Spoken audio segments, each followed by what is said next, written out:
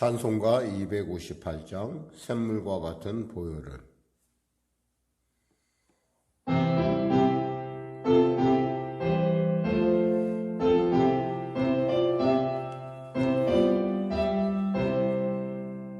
샘물과 같은 보혈은 주님의 피로다.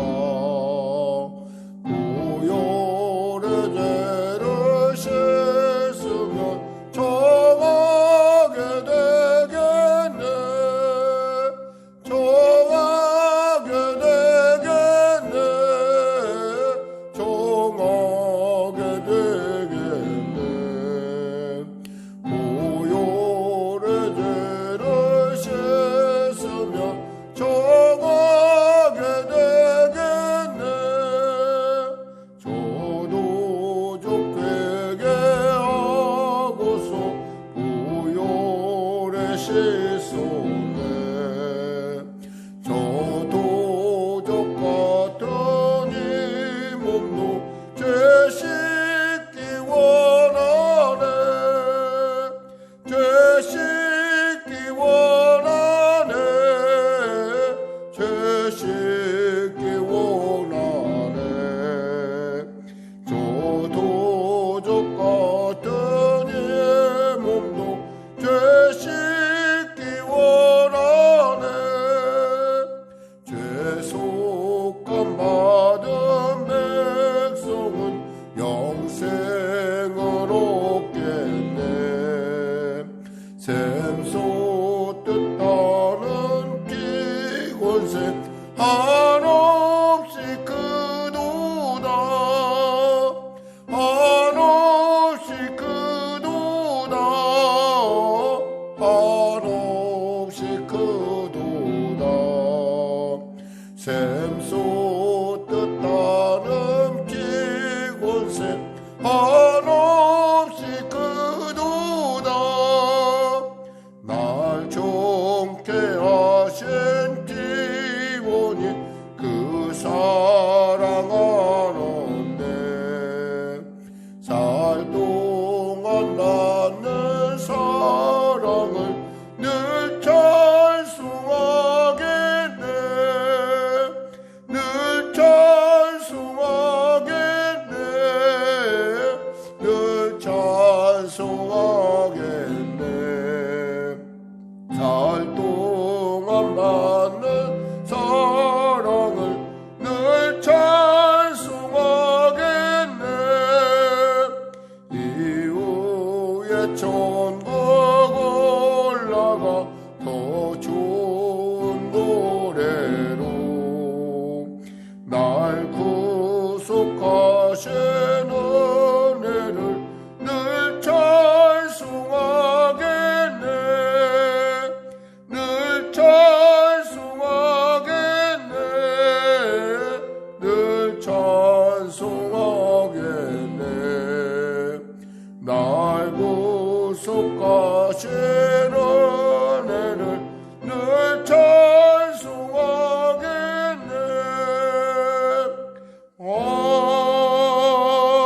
아멘. 기도하겠습니다. 하나님 감사합니다. 오늘 하나님께서 귀한 아침을 주시고 또 이와 같이 악션어가 오늘도 주님 앞에 나와 기도하며 또 찬양하며 말씀의 그 놀라운 은혜를 나누게 하심을 감사합니다. 특별히 영상으로 또 현장에서 드리는 성도들 삶 가운데 하나님의 그 말씀으로 말미암아 길이 활짝 열려지게 하여 주시고 하늘문이 열려지게 하시고 하늘에서 주시는 신령한 것으로 채우시고 먹으시고 입히시는 놀라운 은혜가 넘치게 하여 주시옵소서. 코로나19 가운데 우리 사랑하는 성도들 일터와 삶을 지켜주시고 보호하여 주시옵소서. 아울러 아버지 우리 사랑하는 자녀들 이제 또 방학을 맞이하였습니다. 그들이 정말 이 가정에서의 생활 가운데서도 하나님께서 늘 화목하게 하여 주시고 붙잡아 주시고 또 지혜와 총명과 은혜를 부어주셔서 한층 이 방학을 통해서 더 많은 것을 배우고 더욱더 성숙하고 지혜로울 수 있도록 은혜 베풀어 주시옵소서. 아울러 간절히 바라기는 병든 자 있습니까? 치료받게 하시고 문제가 있는 자 있습니까? 해결받게 하시고 눌린 자 있습니까? 자유케 하여 주시고 길을 잃는 자의 길을 발견되는 놀라운 시간 될 수 있도록 주의 성령께서 역사하시고 우리가 어떠한 고난과 어떠한 역경 속에서도 하나님을 붙들 수 있는 그런 지혜와 또 내 안에 계신 그 성령의 음성을 듣는 귀와 눈을 열어 주님을 바라보는 그런 귀한 역사가 신령한 역사가 우리 가운데 나타나게 하여 주시옵소서. 성령의 교회를 사랑하시고 붙잡으신 주님, 이 교회 가운데 주님의 길이요 방법이요 진리를 열어주시고 특별히 우리 사랑하는 성도들 오가는 발걸음 가운데도 언제나 주님 우연이 아닌 필연의 놀라운 지혜의 역사가 나타나게 하여 주시고 합력하여 손을 이루어갈 뿐만 아니라 내가 알지 못하는 크고 비밀한 일을 늘 언제나 준비하시고 또 우리에게 베푸신 하나님을 만나는 귀한 시간 될 수 있도록 주여 축복하여 주시옵소서. 2021년이 이제 마무리를 향해 다가오고 있습니다. 하나님 도와주시고 잘 마무리할 수 있도록 그리고 또한 이 마무리를 통해서 또한 도약을 준비하는 귀한 시간들 되게 하여 주시옵소서. 예수님의 이름으로 기도드립니다. 아멘. 하나님은 살아계십니다. 은혜 나누실 말씀은요, 시편 79편 말씀입니다. 시편 79편 구약성경 861쪽입니다. 시편 71편 말씀입니다.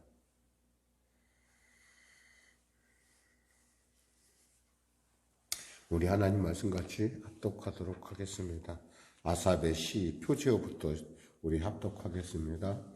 시편 79편 아삽의 시. 하나님이여 이방 나라들이 주의 기업의 땅에 들어와서 주의 성전을 더럽히고 예루살렘이 돌무더기가 되게 하였나이다. 그들이 주의 종들의 시체를 공중에 새에게 밥으로 주의 성도들의 육체를 땅의 짐승에게 주며 그들의 피를 예루살렘 사방의 물같이 흘렸으나 그들을 매장하는 자가 없었나이다. 우리는 우리 이웃에게 비방거리가 되며 우리를 애워싼 자에게 조소와 조롱거리가 되었나이다. 여호와여, 어느 때까지니까? 영원히 노하시리이까? 주의 질투가 불붙듯 하시리이까? 주를 알지 아니하는 민족들과 주의 이름을 부르지 아니하는 나라들에게 주의 노를 쏟으소서.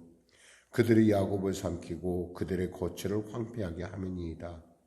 우리 조상들의 죄악을 기억하지 마시고 주의 긍휼로 우리를 속히 영접하소서. 우리가 매우 가련하게 되었나이다. 우리 구원의 하나님이여, 우리의 이름의 영광스러운 행사를 위하여 우리를 도우시며 주의 이름을 증거하기 위하여 우리를 건지시며 우리 죄를 사하소서. 이방 나라들이 어찌하여 그들의 하나님이 어디 있느냐 말하나이까? 주의 종들이 피 흘림에 대한 복수를 우리의 목전에서 이방 나라에게 보여주소서. 갇힌 자의 탄식을 주의 앞에 이르게 하시며 죽이기로 정해진 자도 주의 크신 능력을 따라 보존하소서. 주여, 우리 이웃이 주를 비방한 그 비방을 그들의 품에 7배나 갚으소서. 우리는 주의 백성이요 주의 목장의 양이니 우리는 영원히 주께 감사하며 주의 영예를 대대에 전하리이다. 아멘. 아삽의 시라고 되어 있지만 사실은 아삽의 쓴 시는 아닙니다. 이것은 왜냐하면 이미 시대적으로 봤을 때 아삽 당시에는 성전이 돌무더기가 된다는 것 상상할 수 없을 때, 왜냐하면 아삽은 다윗과 솔로몬 시대에 그 활동을 했던 성전에서 예배를 인도하며 그 악단을, 그 찬양단을 지휘했던 3대 악장 중에 한 사람입니다. 그러니까 이분이 어떻게 돌무더기가 된 걸 어떻게 알겠어요? 알 수가 없죠.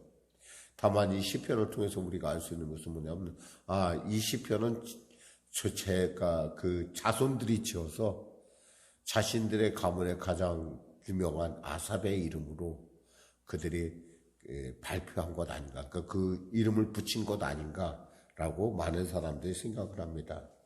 이 배경으로는요, 기원전 주전 586년 바벨로니아 느부갓네살 왕이 이 예루살렘을 파괴했을 때 얘기입니다. 그리고 아마 이 시편을 보면 알 수 있지만 굉장히 좀 처절하고 또 굉장히 그 가련한 이스라엘 사람들의 형편과 처지를 우리가 읽을 수가 있습니다. 더욱이 이 문제가 어디서 온 것이냐라고 늘 고민하면서, 그러니까 해석을 잘하면은 사람이 그 아무리 어려운 역경과 고난도 견딜 만한데 해석이 안 될 때는 정말 어렵다는 거죠.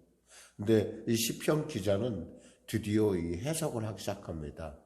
사실 느부갓네살이 그 예루살렘을 칠 때만 하더라도 많은 사람들이 거짓 선지자들에 의해서 무슨 생각을 갖고 있었냐면 예루살렘은 절대 보존될 거야.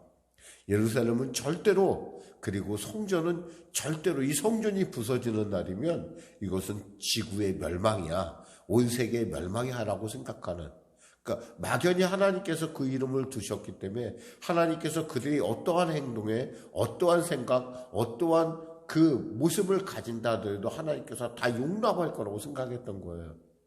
그러다 보니까 늘 거짓 선지자들이 그래 너희들 별일 없을 거야. 너희도 괜찮을 거야. 걱정하지 마. 느부갓네살이 저렇게 와도 하나님께서 다 물리칠 거야 라고 하는 그런 거짓 선지자들이 거의 많았고, 사람들 사이에서도 그런 생각이 어떻게 생각하면 좀 쉽죠.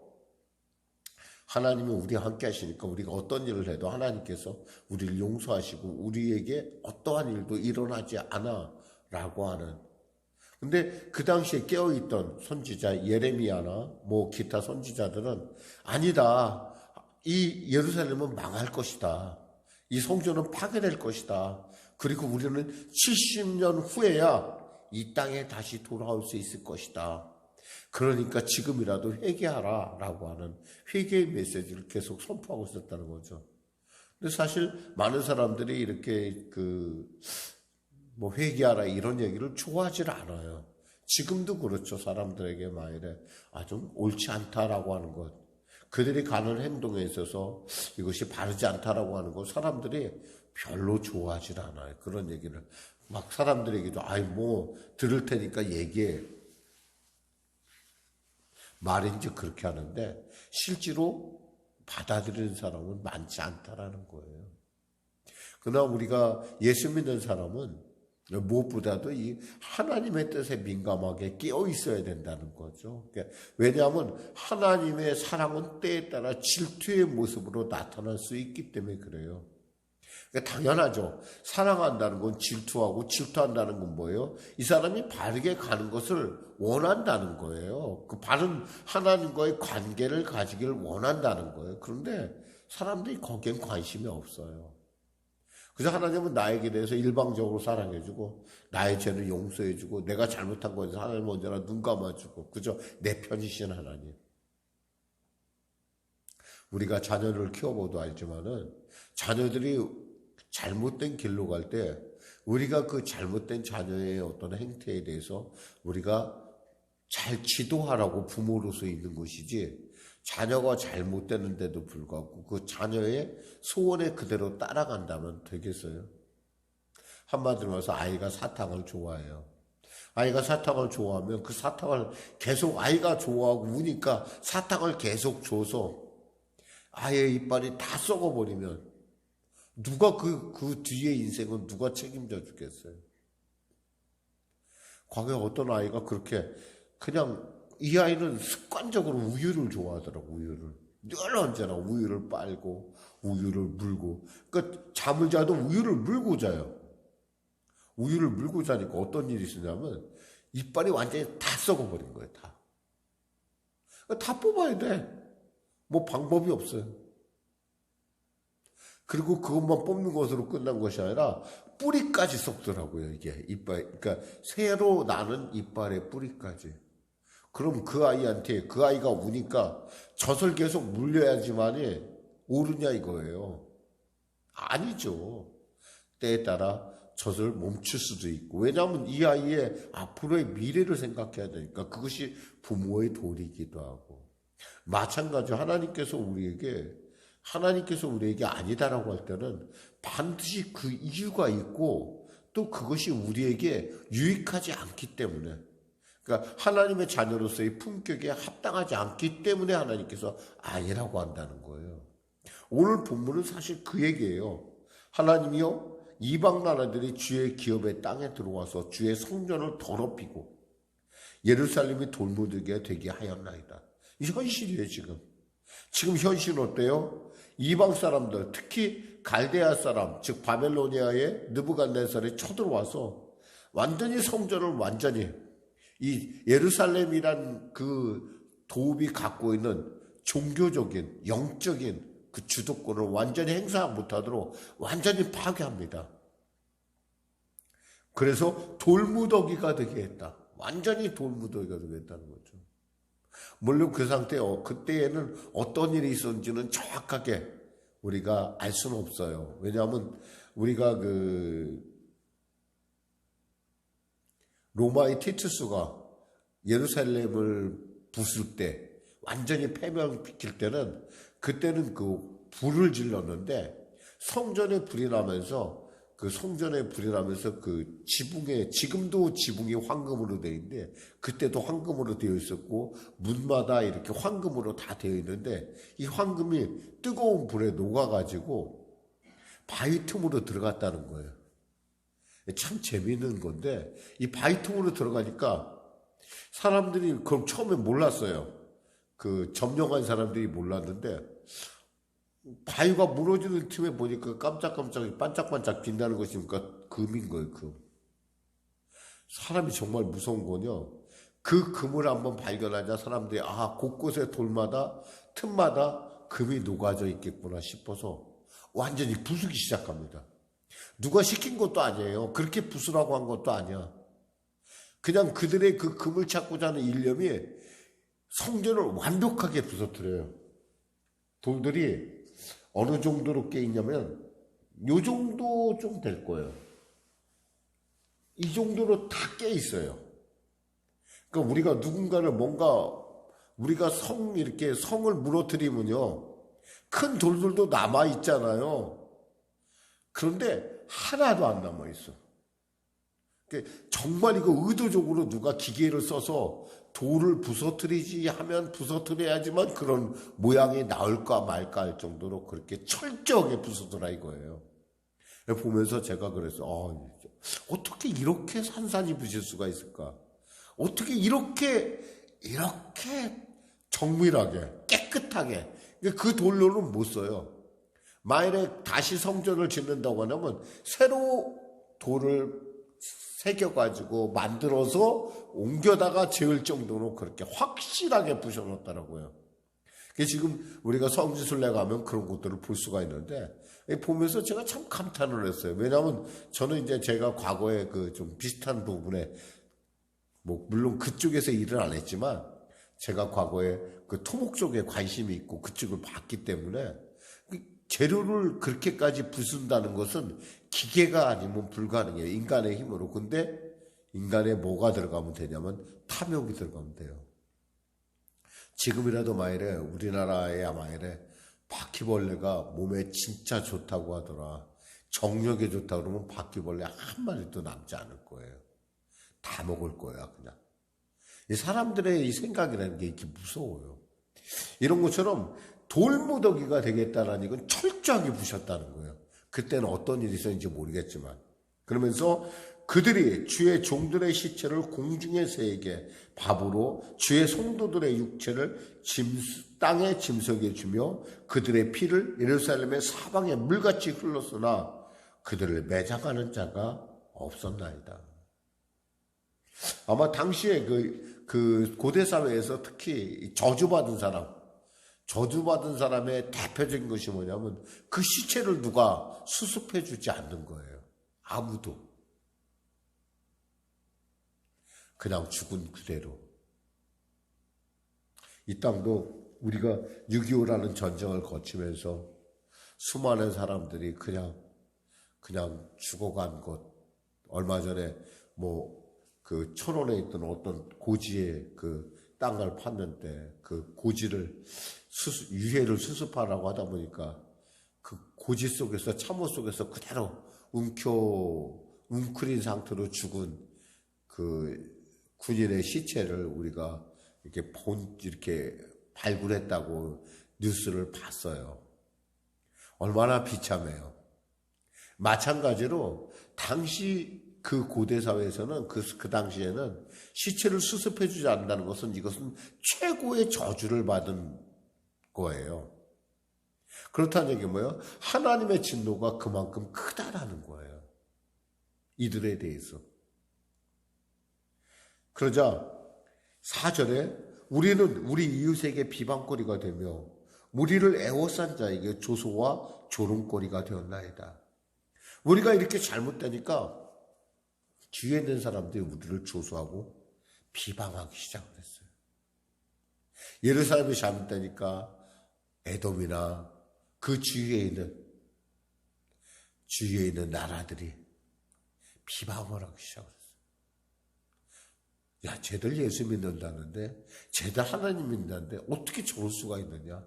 저렇게 철저하게 망할 수가 있느냐? 어떻게 저렇게 잘못될 수가 있느냐?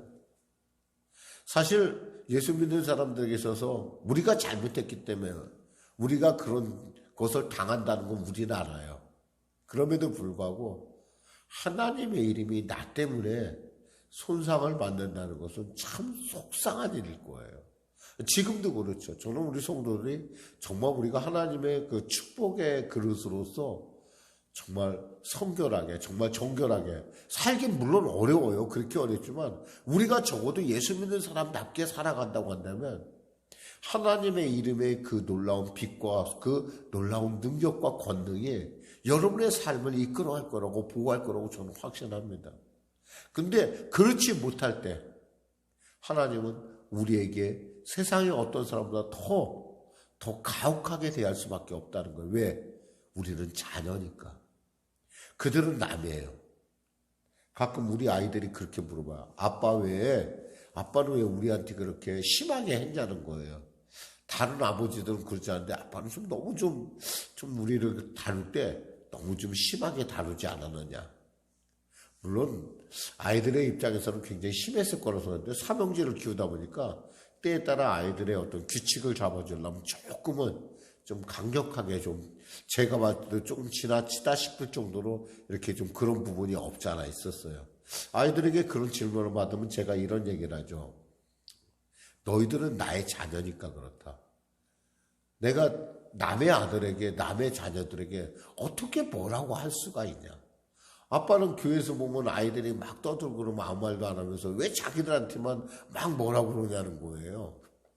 당연하죠. 그러니까 이런 어떤 하나님이 보실 때 우리는 하나님의 자녀예요. 존귀한 자예요. 우리는 복 있는 자예요. 우리는 축복의 통로예요. 그 다음에 하나님은 우리가 갖고 있는 그 하나님의 그 대표성을 통해서도 우리가 어때야 돼요? 복된 자답게 살아야 된다는 거죠. 못 살면 어떻게 돼요? 하나님의 이름이 우리 이름 때문에, 우리 때문에 손상을 당한다는 거예요. 이건 참 슬픈 일이에요. 바로 오늘 본문에서 얘기하니까, 그러니까 5절에 뭐라고 되냐면, 여호와여 어느 때까지 영원히 노하시리까? 주의 질투가 불붙듯 하시리이까? 언제까지 주님이 이렇게 저희들에게 화를 내실 거예요? 이제 좀 그만 멈춰주세요. 왜냐하면 하나님은 어떤 분이요? 긍휼하신 하나님이시니까 그런 거예요. 우리가 기대해야 될 건 뭐냐면 우리가 죄를 정했을 때, 우리가 죄를 범했을 때 우리가 기대할 수 있는 것은 하나님의 긍휼하심이에요. 나를 불쌍히 여기심. 만일에 여러분의 인생 가운데 혹시 여러분이 이렇게 그 삶에 하나님께 합당치 않은 것이 내가 분명히 보일 때는 우리가 그것에 대해서 하나님 왜 저를 그냥 그대로 뒀어요. 그때 저를 좀 때려서라도 말려주시지 이런 것이 아니라 이렇게 기도하는 게 옳아요. 뭐냐면 하나님 저를 불쌍히 여겨주세요. 제가 너무 미련하고 너무 패역하고 정말 제 죄악이라는 것이 죄성이 뿌리 깊습니다. 저를 용서해 주세요. 저를 불쌍히 여겨주세요. 이 기도가 여러분에게 합당하다는 거예요. 예를 들면 하나님 살아계시면 왜 나를 그냥 그대로 뒀어요? 그때 나를 건지시지. 여러분 생각해봐. 아이들이 잘못된 길로 갔을 때 아이들이 여러분에게 말하면 말 그대로 탁탁 잘 알아들어요? 안 알아들어. 끝까지 일을 해. 끝까지. 고집을 부려요. 그건 뭐 어른이 돼서도 똑같은 것 같아요. 아이들만 그런 것이 아니라 어른들도 보면은 이제 그만 이제 좀 멈췄으면 좋겠다 싶은데 멈추지 않고 끝까지 글로 가는 것을 봐요. 뭐 멀리 갈 것도 없어. 제 자신을 봐도 그래요. 제가 저 자신을 이렇게 보면서 요즘은 저 자신을 이렇게 보면서 참 한심하다는 생각을 많이 해보고 참 좀 이렇게 좀 고상하게 좀 변화하지 못하나 보면은 제가 하는 것들 이렇게 보면은 예전에 아주 어렸을 때 했던 습관들이 조금은 심해지긴 했는데 분명히 그 영향이 그대로 내가 성인이 됐음에도 불구하고 내가 그래도 목사인데도 불구하고 그런 모습들을 이렇게 내가 이 뿌리를 제가 찾아낼 수가 있어요. 저 자신을 이렇게 보면서. 이런 거 보면서 제가 생각하는 겁니다. 우리는 참 어쩔 수 없는 존재인 모양이다. 그럼 어떻게 해야 돼요? 어쩔 수 없는 존재니까 하나님 저를 불쌍히 여겨달라고 기도할 수밖에 없는 거예요. 지금 이런 거예요. 하나님 언제까지 우리를 분노하고 언제까지 우리에게 그렇게 질투를 하시겠습니까? 하나님 차라리 그걸 좀 주님을 모르는 저 이방 민족들 그리고 지멋대로 살고 거짓말에 있는 사람들 저 사람들에게 그 분노를 풀으세요. 그러게 옳지 않습니까? 라고 얘기를 합니다. 그러면서 8절에 아주 중요한 얘기가 나와요. 우리 조상들의 죄악을 기억하지 마시고 주의 긍휼로 우리를 속히 영접하소서. 우리가 매우 가련하게 되었나이다. 주님, 저희가 정말 어쩔 수가 없어요. 저희가 주의 긍휼로 우리를 좀 봐주세요. 사실 당시에 그들이 당하는 것은 그들의 조상들이 패역했기 때문에 일어난 일이었어요. 그래서 그 당시에 속담 중에 아주 재미있는 속담이 있었는데 뭐냐면 부모가 신 포도주를 먹고 이가 시리면 포도주를 먹으면 그 자손의 이가 시린다라는 뜻이 있었어요. 그런 속담이 있었어요. 아니 먹기는 신 포도주를 누가 먹었어요? 조상이 먹었잖아. 근데 왜 그 이빨은 누가 쉬어? 당연히 조상이 쉬어야지. 그런데 누가 쉬어요? 자손들이 쉰다는 거야. 자손들이. 그 자식들이 이빨이 쉰다는 거예요. 이게 뭐냐면 한마디로 그 죄가 그대로 그 죄가가 자손들에게 전가된다라는 거죠. 참 이런 걸 생각하면 우리가 정말 참 어른으로서 우리가 정말 성도로서 정말 잘 살아야겠다는 생각을 해봐요. 그러면서 그들은 이렇게 마무리합니다. 어떻게 마무리하냐면 마지막 절을 가볼까요? 자, 마지막 절을 마무리하겠습니다. 우리는 주의 백성이요 주의 목장의 양이니 우리는 영원히 주께 감사하며 주의 영예를 대대에 전하리이다. 하나님 우리 이렇게 긍휼히 여겨주셔서 우리를 도와주세요. 그럼 우리가 당신의 이름을 우리는 양 아닙니까? 우리 하나님의 이름이 우리 안에 있지 않아요. 우리 때문이 아니라 당신의 이름 때문에 하나님의 그 놀라운 이름 때문에 우리를 용서해 주시고 우리를 불쌍히 여겨주세요. 라고 하는 기도로 마무리하고 있습니다. 사랑하는 성도 여러분, 우리가 생각을 살다 보면 뜻하지 않은 고난이나 여러 가지 어려움들 그리고 그런 답답한 일을 당할 때가 있어요. 그때 여러분 하나님께 탓을 돌리는 어리석은 병하지 말고 과연 그것이 내게 무엇이 문제라고 생각해서 여러분들은 속히 회개할 뿐만 아니라 그리고 하나님 회개하는 것으로 끝나는 것이 아니라 하나님 근데 왜 제가 그렇게 나가도록 왜 그만뒀어요? 그렇게 어리석은 짓 하지 말고 하나님 저를 불쌍히 여겨주세요. 제가 그 정도밖에 못 됩니다. 저를 좀 도와주세요. 이렇게 여러분이 하나님의 긍휼을 구하며 그분의 은혜를 구하는 여러분과 저가 되기를 주님의 이름으로 축원합니다. 기도하겠습니다. 하나님 감사합니다.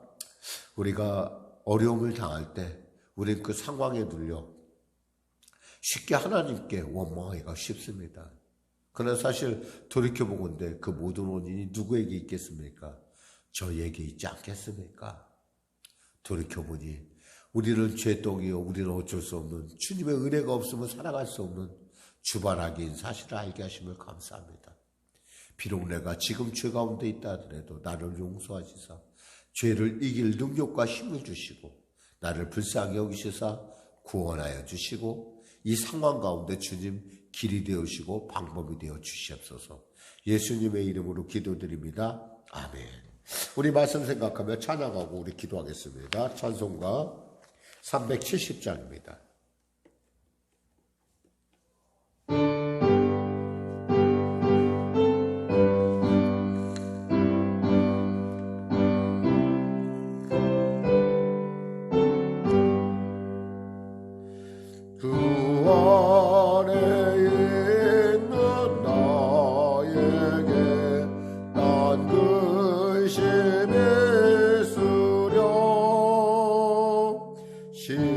십자가 밑에 나가 내 짐을 풀었네.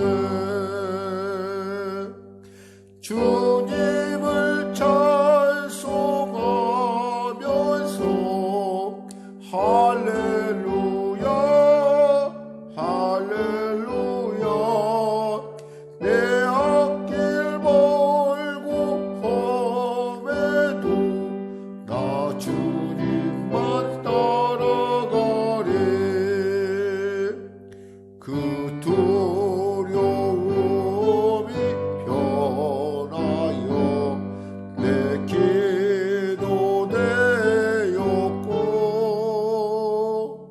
첫날의 한숨 변하여 내 노래 되었네.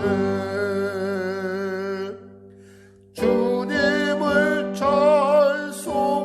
찬송하면서 할렐루야 할렐루야 내 앞길 멀고 험해도 나 주님만 따라가리.